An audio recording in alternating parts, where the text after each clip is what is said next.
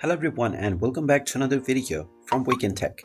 In this video, I'm going to show you how to add your credit or debit card on the DiDi application. So let's get started right away. Now, first of all, open up the DiDi application on your device. And once you open it up, log into your account if you haven't done so already using your phone number or your Facebook or Google account. Once you have been logged in, you will be taken into the home page. Now, from this page, if you wish to add your credit card as a payment method, then tap on the menu icon at the top left corner. From this page, tap on Payment and you will see the Add Payment Method option.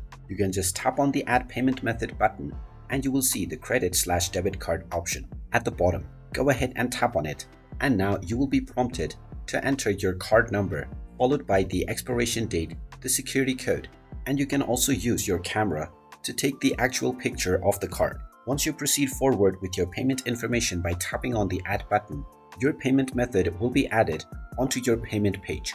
And now you can use your credit or your debit card to make your payments on the DiDi app. And there you have it. That is how easy it is to add your credit card on the DiDi app. If you find this video helpful, make sure you hit that like button and subscribe to our channel if you haven't done so already. Also ring that notification bell to never miss another update from us.